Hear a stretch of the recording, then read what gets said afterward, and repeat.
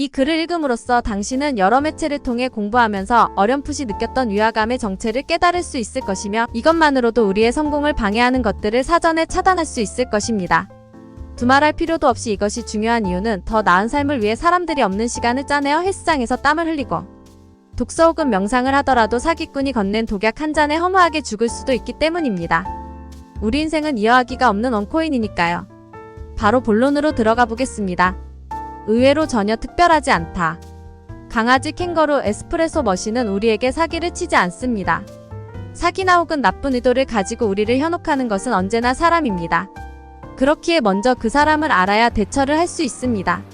여러분들이 생각하는 사기꾼은 어떤 사람인가요? 자기개발, 재테크, 투자에 나름 인지도 있는 사람이라고 해서 다 똑똑할까요? 그 분야에 대해 정통해야지만 가능할까요? 먼저 우리는 선입견을 버려야 합니다. 다음 사례를 보시죠. 얼마 전에 본 구제혁이란 유튜버의 영상입니다. 보셨다시피 알만한 사람은 다 아는 세이노의 가르침을 글자 몇 개만 바꿔 표절했습니다. 그것도 20만 유튜버가 말이죠. 아니 이게 상식적으로 가늠이 되시나요?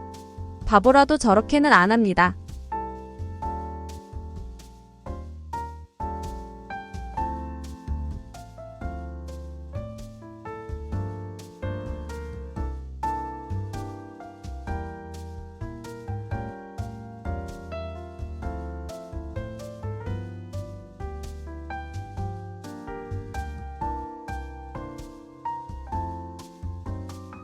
그들은 결코 특출난 사람이 아닙니다. 무슨 대단한 지식 같은 것도 필요 없습니다.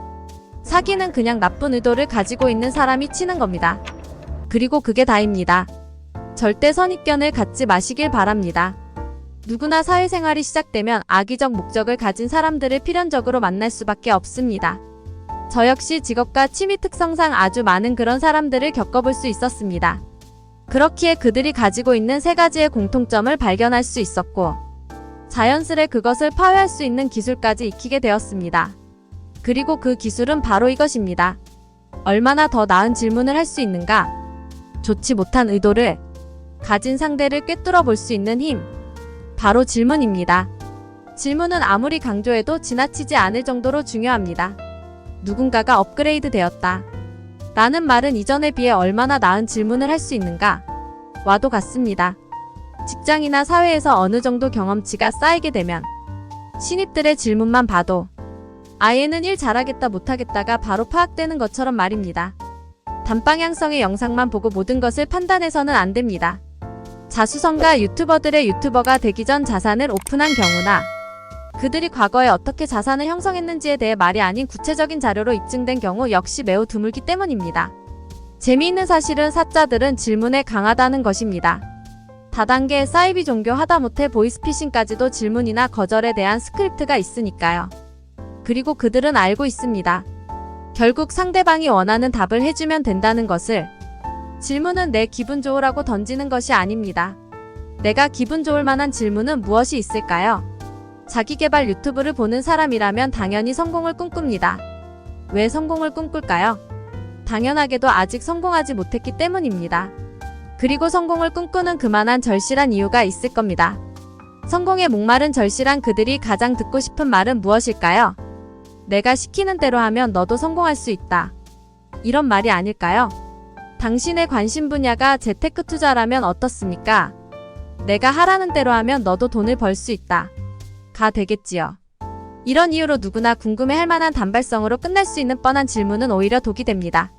이미 다 대본이 준비되어 있으니까요. 그렇다면 허를 찌르는 질문을 해야겠네 라고 생각하셨을 겁니다. 맞습니다. 그리고 더 중요한 것은 질문은 사실 확인을 위해 던지는 것이라 생각합니다. 그리고 그 답변에 팩트가 부족하다 생각되면 끈질기게 계속 꼬리에 꼬리를 물고 늘어져야 합니다. 그럼 이게 나쁜 건지 아닌지 어떻게 알 수 있는데? 바로 질문에 대한 반응으로 알 수 있습니다. 유튜브의 경우 질문을 보통 댓글에서 하고 앞서 말씀드린 사기꾼의 공통점은 다음의 세 가지입니다. 이 중에 하나라도 속한다면 높은 확률로 끝이 좋지 않게 끝나는 경우를 많이 볼 수 있었습니다. 1. 무응답 찍먹형.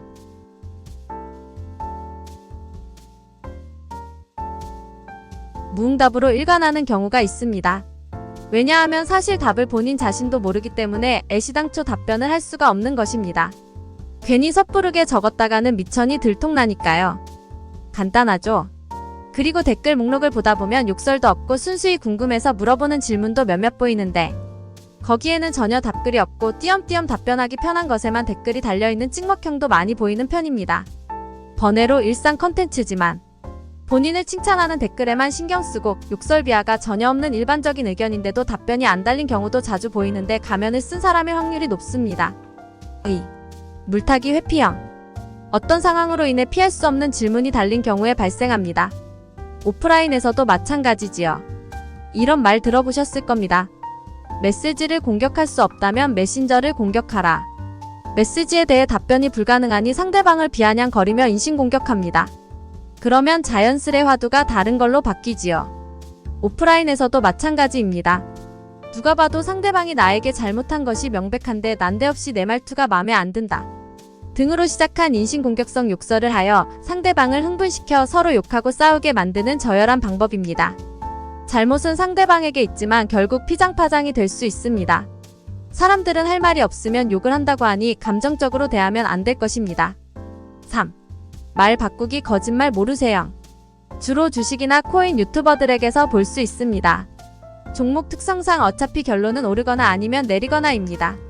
안전하게 양다리를 걸쳐 영상 2개를 시간차를 두고 업로드하고 틀린 쪽 영상을 잽싸게 삭제합니다. 혹은 한 개의 영상인데도 오른다 라고 했다가 다시 내린다 등의 2개의 관점을 말합니다. 그리고 다음 영상에서 맞춘 부분만을 편집하여 끼워 넣습니다. 이것 보세요. 제가 그랬죠? 그리고 그 부분을 캐치하여 뭐라 하는 사람들에게는 무응답으로 일관하거나 댓글을 삭제하거나 다른 물타기를 하여 위기를 벗어납니다.